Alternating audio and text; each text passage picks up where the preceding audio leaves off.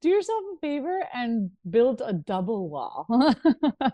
If you don't respect my boundaries, you don't respect me. And if you don't respect me, that's fine. Again, back to no sense of obligation, but I will not tolerate disrespect. Mm, You don't owe me anything, but you dang sure ain't going to take something from me hmm. that I value. And that's what disrespect does. Hey human, Coach Nate here with another mindful focus for you. The last time we talked about the power of setting boundaries to prioritize your mental health. This is part 2 of that discussion. Hopefully you've had a chance to listen to part 1. If not, highly recommend you go back and give that a listen and then join us for this part 2, which is a continuation of a very insightful conversation, frank, direct, about boundary setting, why it's important, the benefits that you gain from it. Join me as we have a discussion with my special guest, Coach Maria. No, exactly. I think important point, that you bring up, like you didn't mention the word, but there's there's kind of this sense of obligation with Mm, family. yes. There's and not only with family, like I've the way we build relationships sometimes can Mhm. be without boundaries.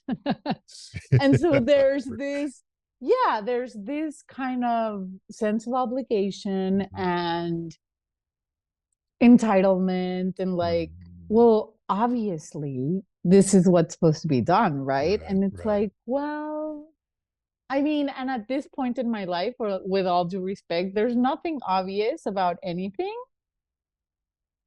And there's nothing uh out of obligation, Hmm. whoever that person is. Now, I respect those people that have, and for lack of a better, I don't know how to say this gracefully, but a martyr soul. Hmm. I grew up with a few Hmm. around me, Hmm. which is kind of like, all this we all sacrifice for, and it's like, no, no, no, no, no. I used to be one. We I need to be fine to be able to branch out and provide you with anything. Hmm. So I think that's an important point to make, kind Very. of like, because there's this perception of there are some relationships that are out of obligation, and it's a hard process to set boundaries, but again, comes back to self and doing the work and what it brings up to us, and kind of that, because it opens up a lot of Pandora boxes, Oh, yes, it does. like, Yes, it oh my does. gosh, like what if they stop talking to me, Hmm. and what if they never love me again, and what if I'm not enough for anybody. Hmm.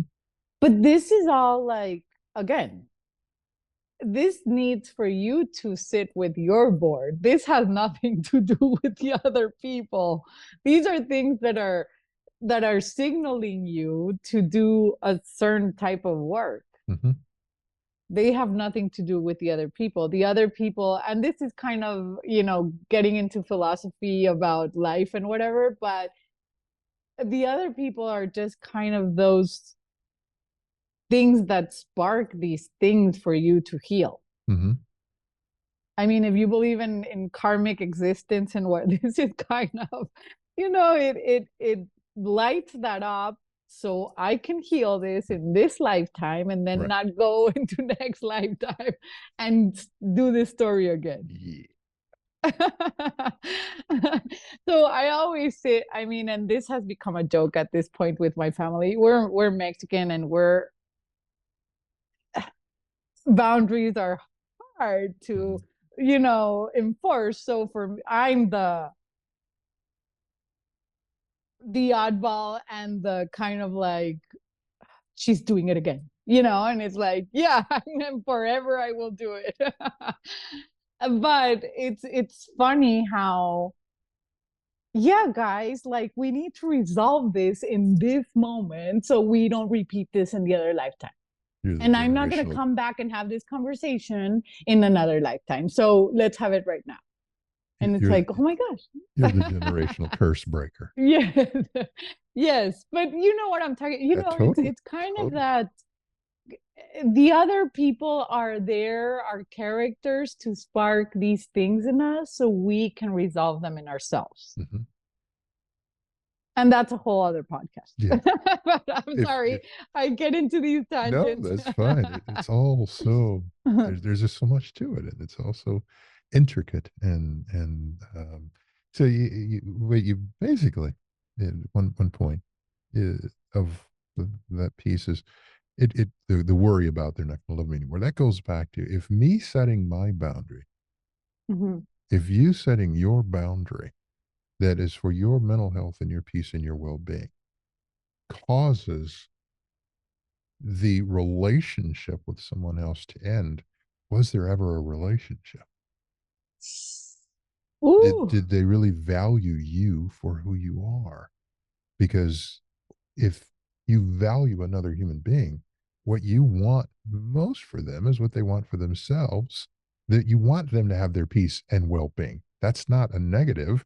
It's very different than if they were um, had a substance use disorder and they were engaging in the use of that substance and you didn't want them. We're talking about the polar opposite. We're talking about something that's peace, that well-being, something that is life sustaining, that helps them. Why would I not want that for another individual? So if I'm not going to love them anymore because they want peace, eh, you know,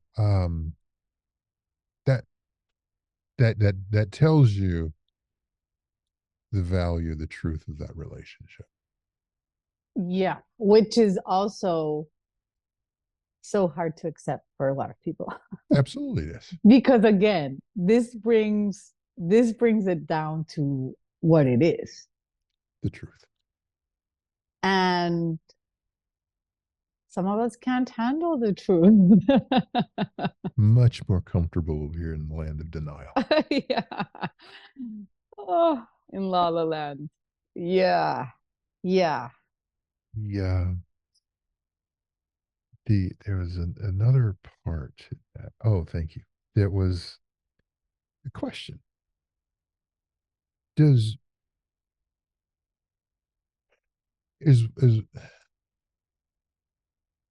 does one human being actually ever have an obligation to another human being? When we're talking about energy, it again a hard truth.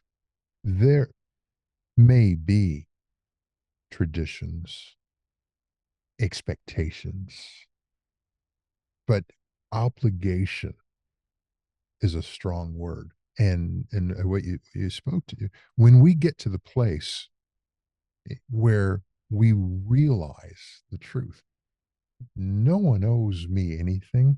Mhm. No one has any obligation. No human being on the face of this planet has any obligation to me. They are their own being, Entity. Uh-huh. entity, just as I am. Just that's a starting point of accepting that truth. Nobody owes you anything. Mhm. You may in your mind set that expectation. You may have created it.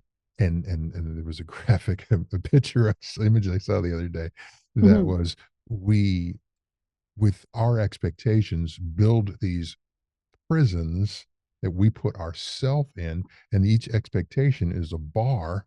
Okay, I have this expectation of you, that's a bar, and I have this expectation of you, and that's a bar, Mhm. and now we have built a cell, a prison cell around ourselves with our expectations of others.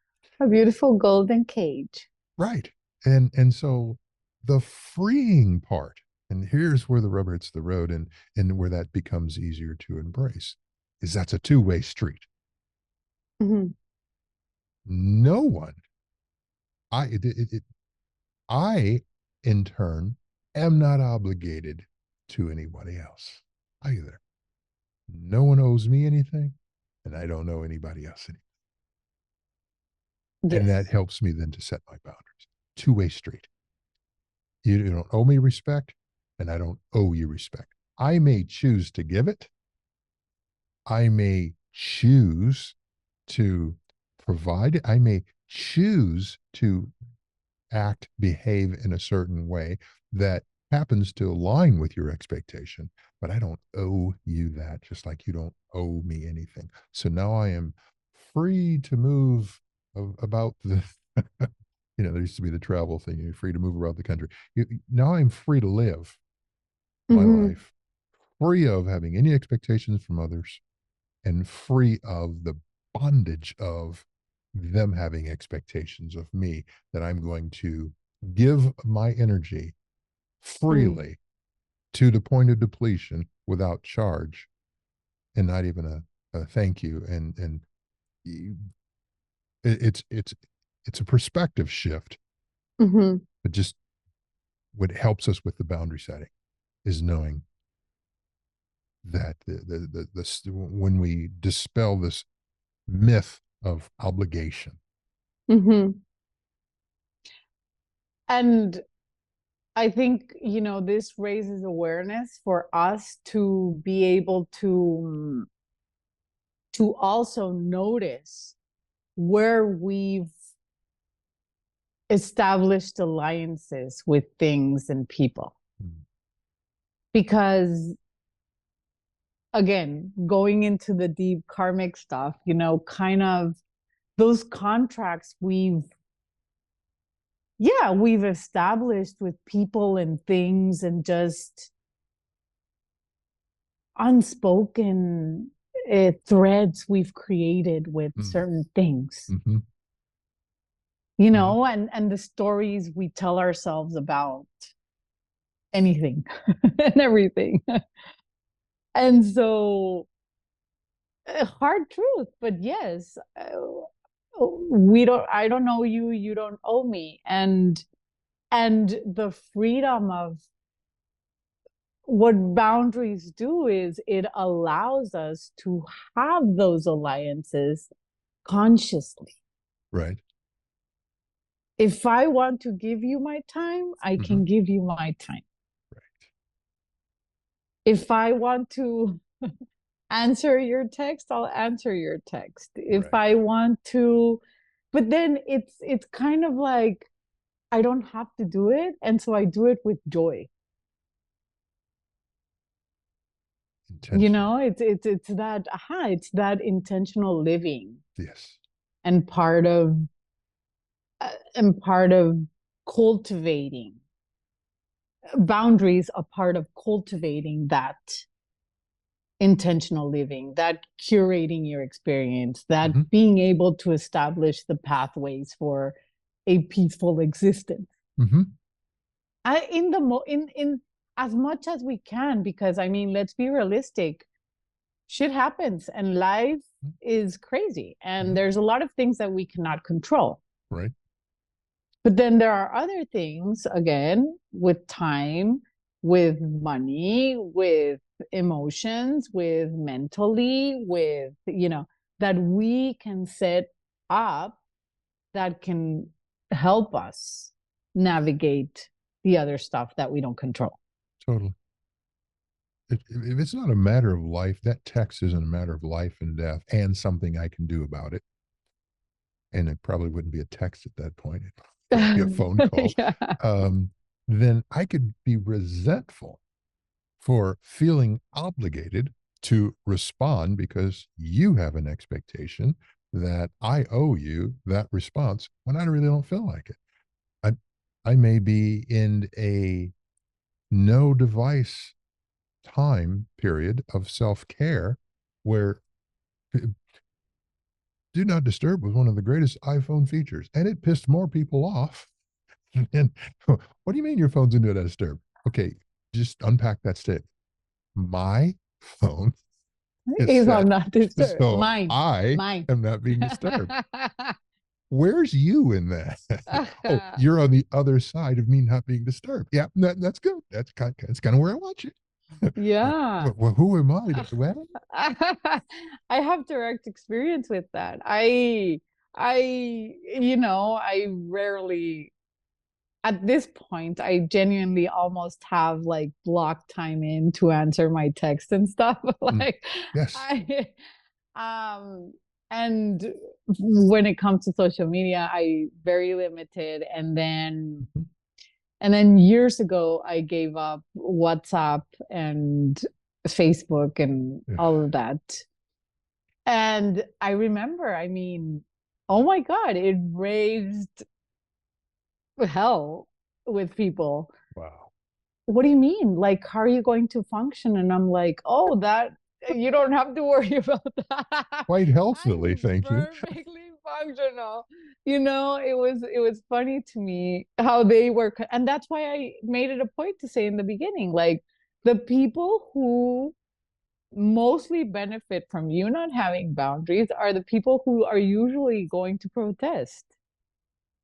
The question is that But you got to do what you got to do, and you got to do what is fitting and beneficial for you. And I mean, I still get it. Like people are like, I tried to send you a WhatsApp and it declined. Like you don't have WhatsApp, and I'm like, nope. What era do you live in? And I'm like, oh, I'm not interested in keeping up with eras, dude. Like if we were if we were talking about, no, no. what world do you I'm live in? Not seriously. yours. Yeah, like, and I think that's a big part of it when establishing boundaries, what makes people doubt them and think about it and resist to them. It's Mhm. like, what are the other people going to think? Yeah. Yes. Yes. Yes. Yes. What are my friends going to say when I'm not available? What are my and I mean, one, the non-easy access makes it more interesting because now they're like, oh my God, I'm just going to text her to see when she answers. And that's one thing. It increases your ratings. No, I'm just kidding. But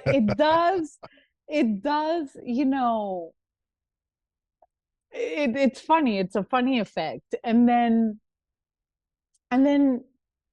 over time you do like it's a good strategy, Mhm. so I think again the process in the beginning, it's hard and Sure. people struggle, and I understand that kind of bubble that comes up of like, what are people going to think? Or, Yes. Yes. Yes. I'm not going to be as popular or whatever if I tell them that I can't go tonight, then I'm going to take the night for myself or whatever. Like whatever boundary you're thinking about. Right. At work, Mm. at work.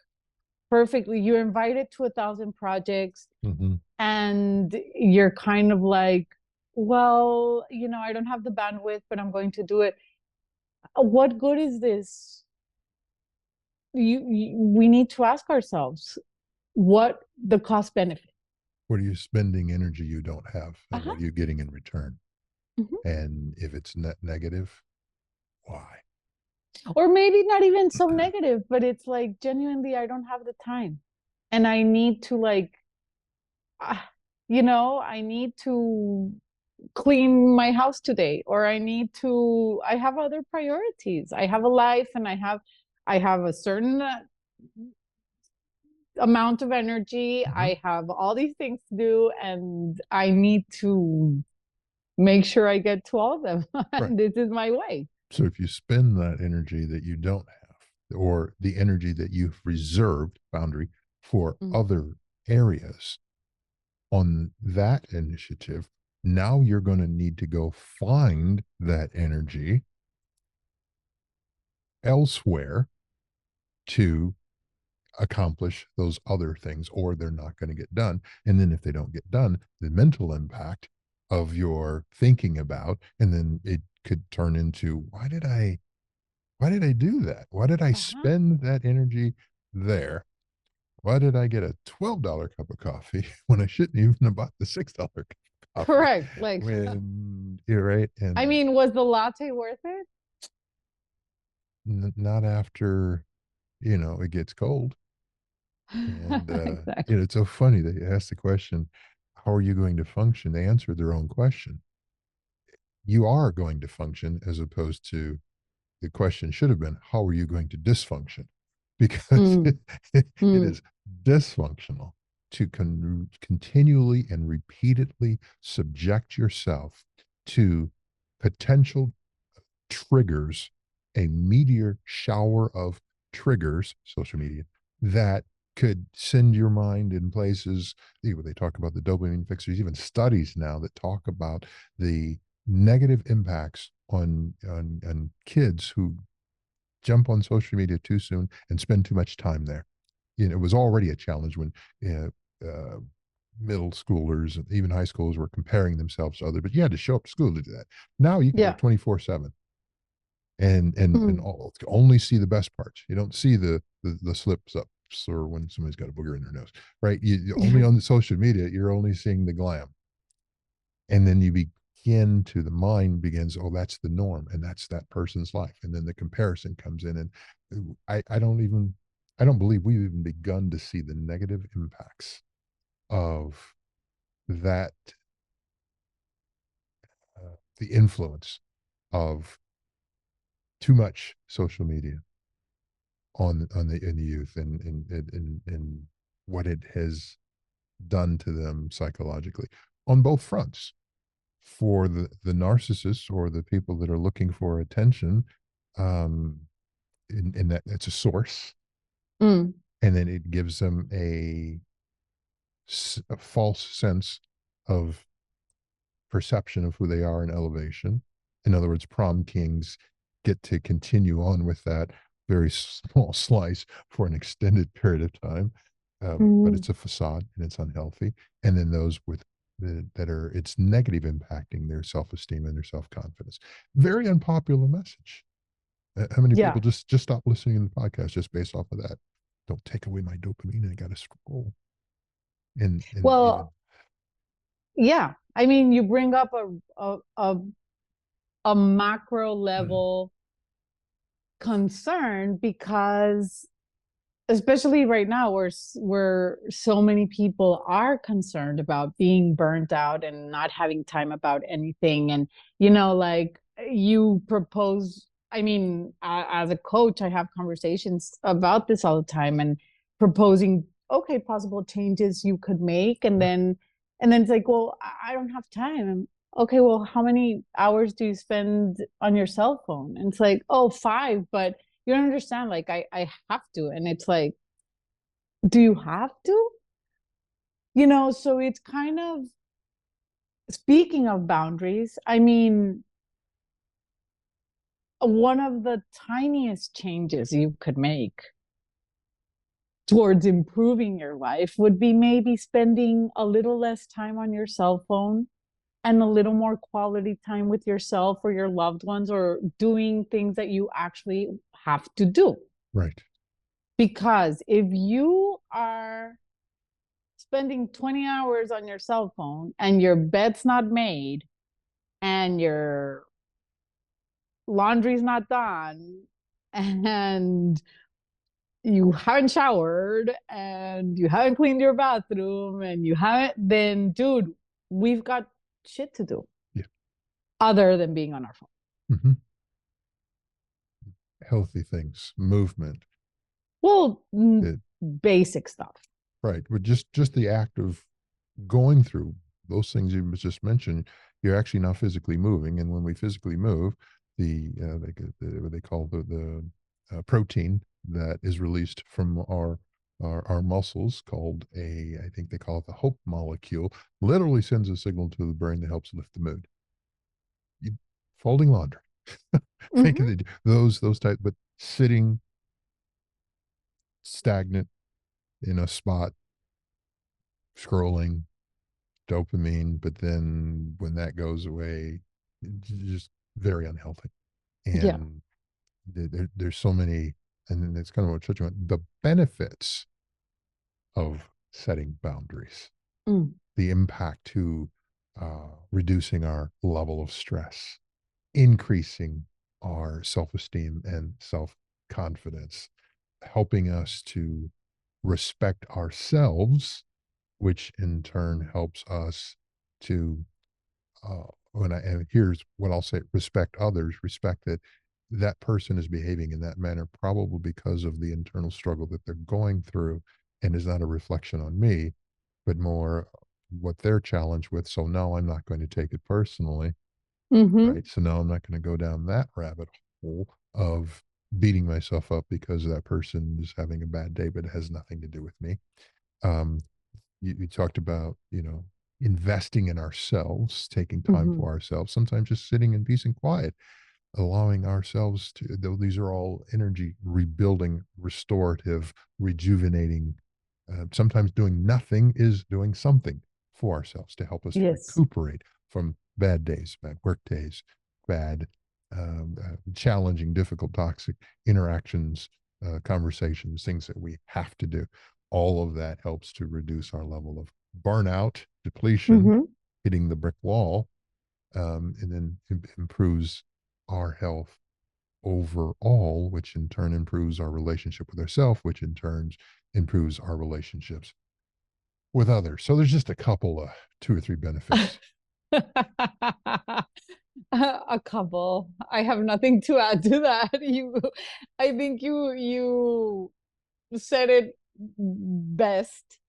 Um, yeah, that's basically what it is. It improves your life in general and in ways that optimize the experience. Mm-hmm.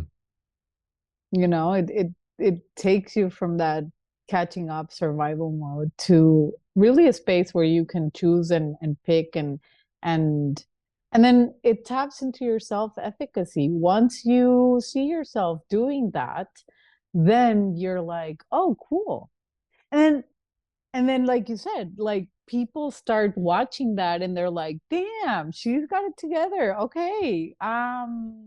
I can only call her at certain times, Yeah. or I can only, this is how far I can push the envelope, and then it's out. And then so you start treating yourself in a way where you show yourself that respect and Mm-hmm. that honor, and Mm-hmm. then it just transpires to the other spaces of Absolutely. your life. Absolutely. People are good. No one's going to respect you more than you respect yourself. Mm-hmm.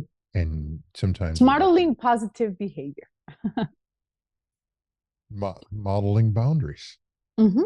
I'm setting these with me. I have set them with myself, and I'm setting them with you. But Mm-hmm. it's a great point.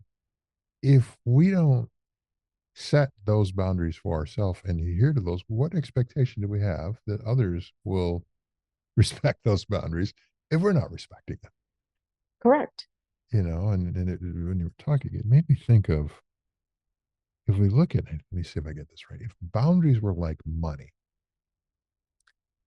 and I have this business and this other person has a business, what sense does it with the aim of generating profits, revenue, income, and benefiting financially in these two businesses?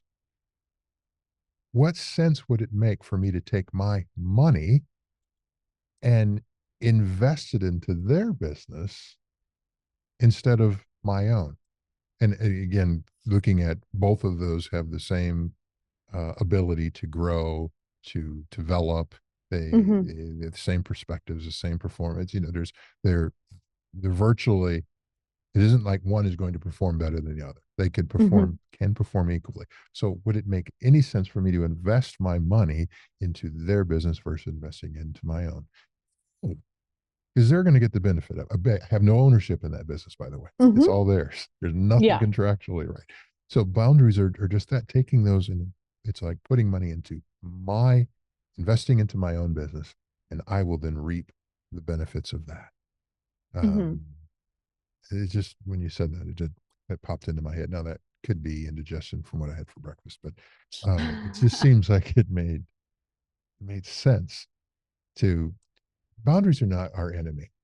Boundaries are not No, weapons to use to hurt others. Some people will correct. try to use the word.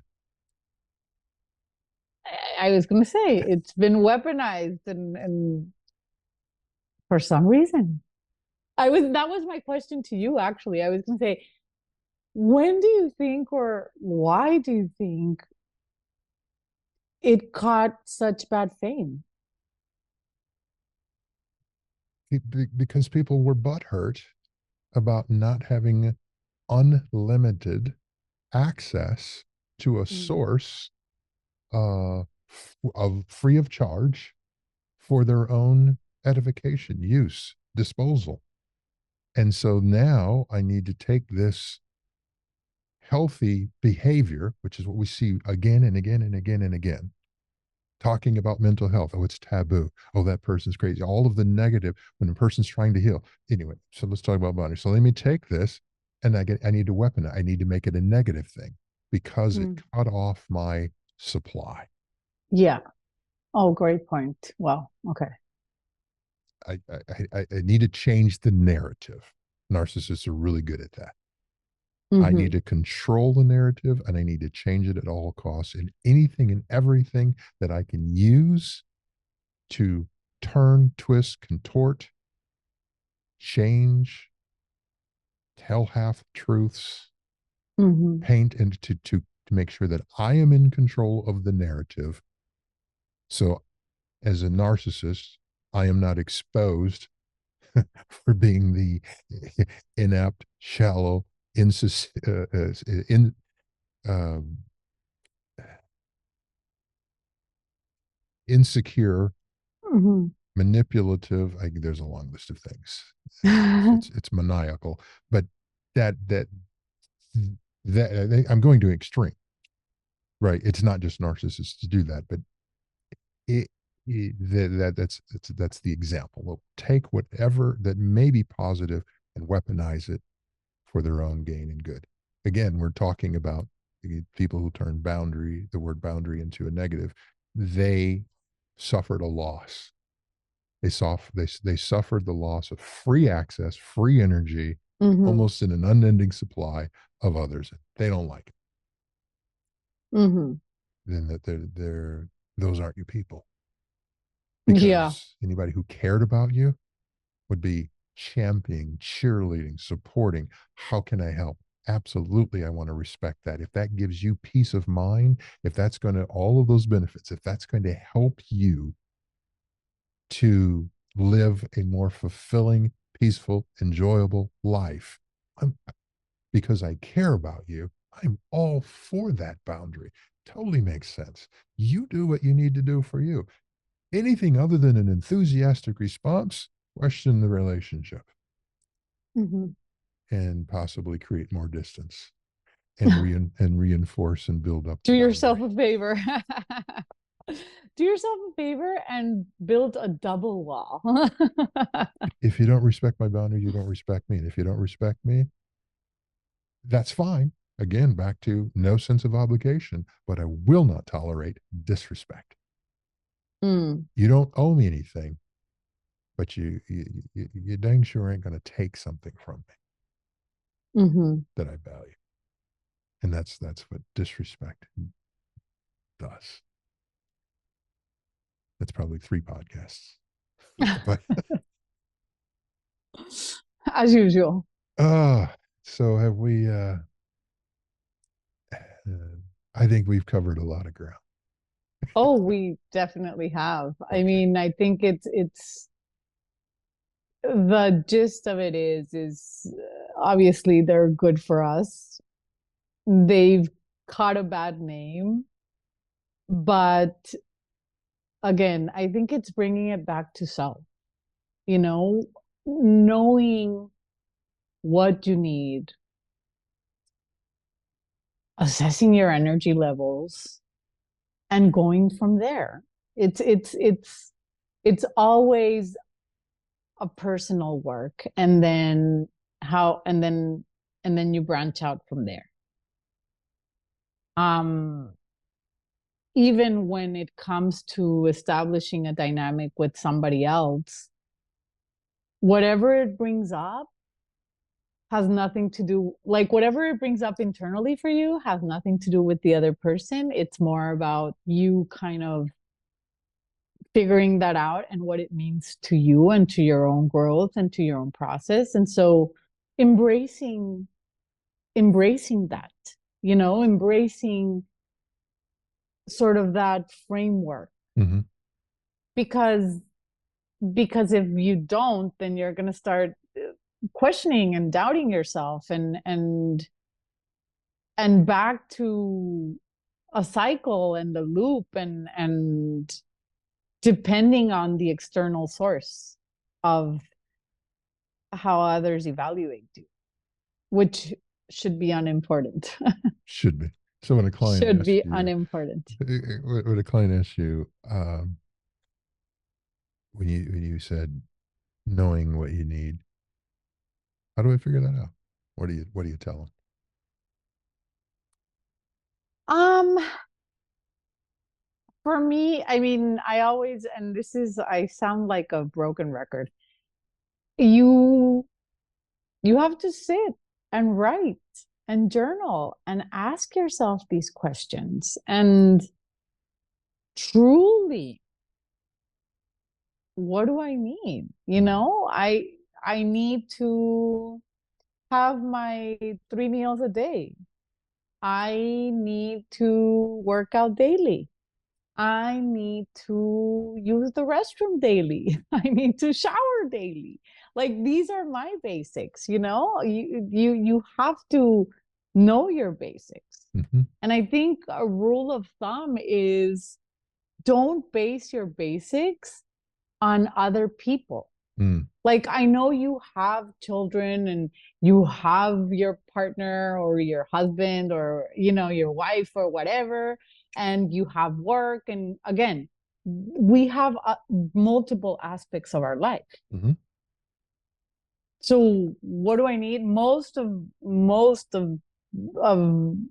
what I get when I like, okay, if you don't want to journal about it, what do you need? They're like, well, I want to feel at peace.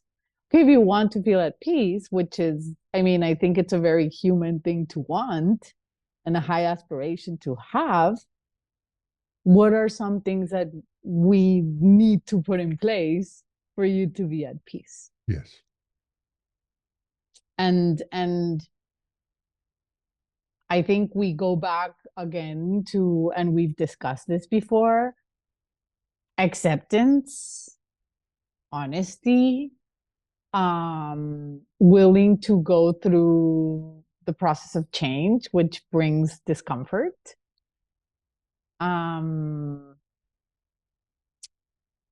Being realistic about it, like, it's not going to happen tomorrow. Mm. We've been working on this wiring for 30 something years now. Like, we're not going to change. Like, I'm not going to wake up tomorrow and it's like, oh my God, magically my everything Really? changed.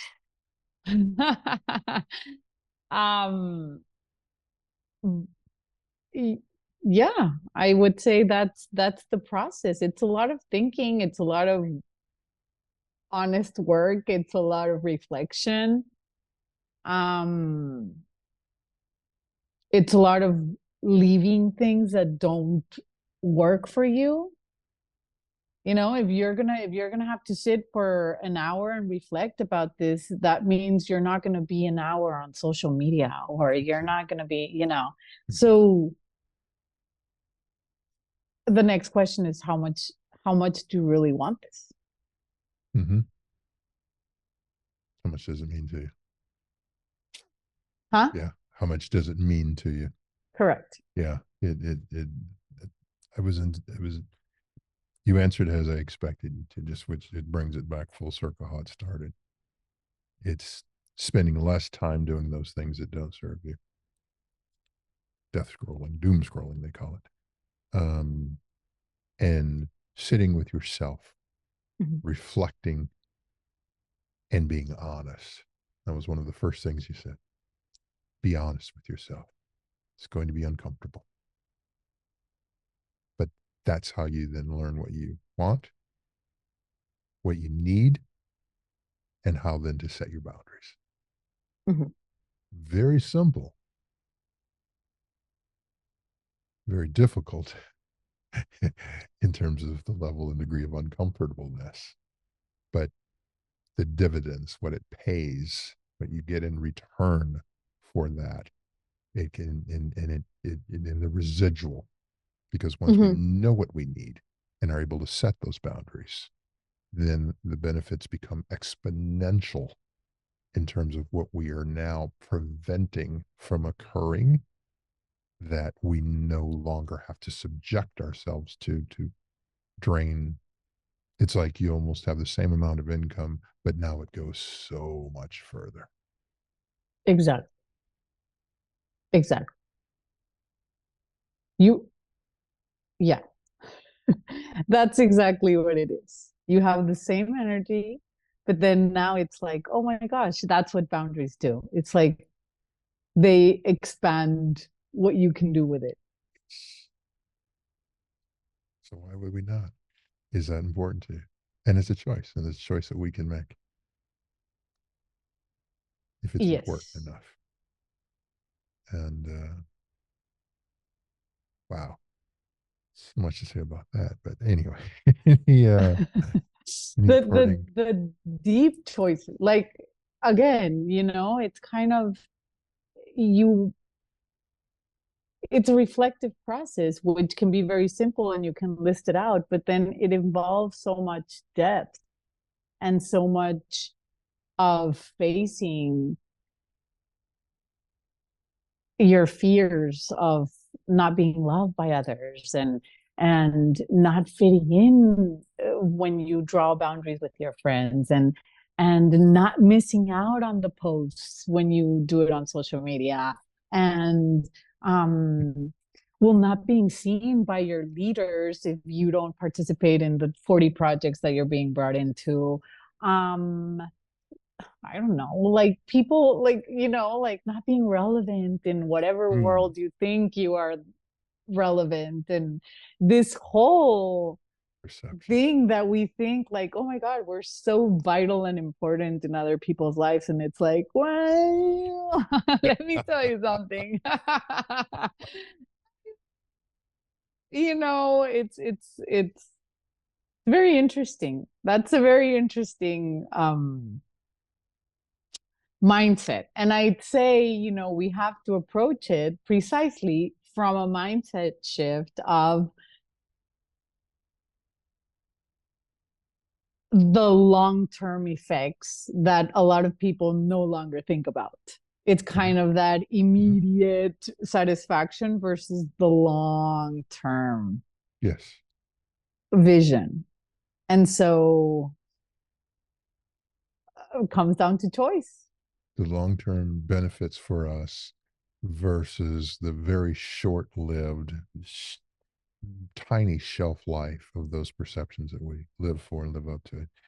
Came across something recently. It's like, it takes about 3 generations for your existence to be forgotten.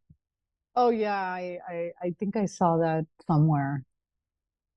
Like, do you know what your great great grandfather's name was? And I started thinking, and I'm like, oh shoot, like that's true. And that's why I'm saying, like, we live so much Mm-hmm. from the external or whatever, I or based on that. Mm-hmm. And it's like nobody gives a fuck. Like, I'm sorry to say, but genuinely, And if they nobody do in does. this moment, the next one, they probably won't. Uh-huh. Right? It that's why road rage is so absurd. These people are all, beside themselves for some little thing that occurred, and an hour later, or a week later, unless they choose to dwell there Mhm. in an unhealthy way, it just doesn't matter. Um, it just doesn't. But yet we are so. Oh, yeah, we'll break off in a whole other conversation. But Yeah. it does tie back to the ego thing, so the superior inferior. and the need for significance. And that's what Mm, drives things. So when we sit down and we're honest with ourselves, and why am I behaving in this manner? Why do I feel like I am an obligation? Why is this boundary? And you start asking those hard questions. And what does it really mean? And even, how much does this other individual value me? And we can say, oh yeah, that this person means the world to me. I have been to a lot of funerals. Not once mm, ever has, no matter how much they felt about the person being buried, not once did anyone jump in and say, I'm staying. mm, mhm. Truthfully, by the time the post funeral food was being consumed, that people had returned to their laughter and normal lives and disposition, only then to work through grief when it appeared. But no one stopped living, is the point I'm making, Uh-huh. even though this person was, meant the world to them. And I'm not saying that they didn't care, but I am saying that we are all individuals, humans, Mhm. with our own individual lives. And to take these trillions of brain cells and trillions of cells that make up the human body, and to have all of that focused, hyper focused on the opinion of one other individual. Imagine. Umpteen trillion to the math ain't mathin'. Oh, the math ain't mathin' lately Yeah. in anything. I cringe even using that trendy statement, but it doesn't add up. Yeah, no. The sum of who you are as an individual is much of that energy, which is, if we were on it, the time it would take to even count to that number, that trillion number, and to waste all of that on somebody else's fleeting thought, opinion, view. Because if they're judging you and they're negative towards you, you're just the moment. It's going to be the next and the next, and they're going to move on. If the with the number of thoughts that we think. So your boundaries, our boundaries, are our gold, our precious, priceless uh, assets, resource that we should put the most value on. Nobody else is, though they may respect them when we put them in place, or we set the expectation that you need to uphold these. And if you don't, well, you won't be in my life, and I won't have to worry about you upholding them because you won't be around to not uphold them. Right. Um, It's a sacred contract with myself to preserve my inner peace. I was going to ask you if you had any closing remarks, and that sums it up. Can you say that again? I just came up with it and I'm like, wait, this is what it is. It's a sacred contract with myself. And then I forgot the other part. To You preserve my inner peace. knew it would come back. Yes. It, A sacred contract with myself to preserve my inner peace. that is one loaded statement. Those the profound the words. My celestial came down and just granted me that for a moment. Where's the mic so I can drop it? We're done. That's it. We could have started there, but and had a 30-second podcast. Yeah. Nice. That I thank you. Thank you. Thank That you. was yet another phenomenal conversation. I believe in giving flowers when people are alive, and I do appreciate your authenticity, your light, your Thank you. genuineness, your intelligence, perspective, the critical thinking, the giving of energy that is a life force that you don't have to. You could just keep it all. You could keep all that for yourself, but you're choosing to share that with the world. Your choice when you decide to, in such eloquent, impactful ways. Um, a gift. You are a gift. So I just need to say that. I do so appreciate you. It's rare, but I'm appreciative and grateful for its existence and use. Thank you for being a guest. I'm sorry, I don't mean to make you uncomfortable in sharing that with you, but it's truth, and sometimes we Thank need to you. hear it. Thank you, Mr. Nate. I know when you messaged me, you were like, I know you have your boundaries and I know you've been out of bandwidth. And so I just want to check in. And I'm like, no, with you, I can. Again, we go back to what feeds our soul versus what depletes us. And this feeds my soul. So I really appreciate these conversations always on and off because we we spent like 3 hours talking before actually recording, which we need to like stop doing that and just record full I know, on. But right? I then gotta some things are like, press record. but yeah, no, thank you very much. And as always, a pleasure to talk to you, to sit with you, to just laugh it off and come to these deep realizations. Absolutely healthy. Yeah, yeah. Fills it's a cup filling experience, and that's why. Um, yeah, not a lot of time, not a lot of excess, very little, but some things are so rejuvenating that they're an investment. And we're having a conversation. We just happen to press record, and other people that get benefit of being a fly on the wall to our chat. Yes. And that's okay. So people are like, well, why do you do that? And I saw something the other day just resonated with me, and it said, when your life is so challenging, and you've endured or are enduring struggles that impact you in such a way where it depletes your energy, where you're managing through painful situations, when you're going through the healing journey, when you are seeking to invest in yourself, setting boundaries, growth, all very difficult things. You can find yourself feeling weak from the strenuousness that is involved in all of that. And I do what I do because I care. Mm, And I have found that caring gives me strength. mm. Not everybody will understand that. And I'm perfectly fine with that, almost prefer it.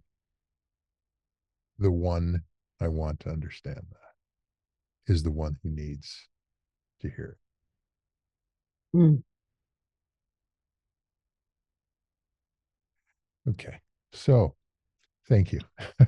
Thank you. I do so appreciate you. For those of you who are still paying attention or still watching or listening, um, just sharing some insights with you.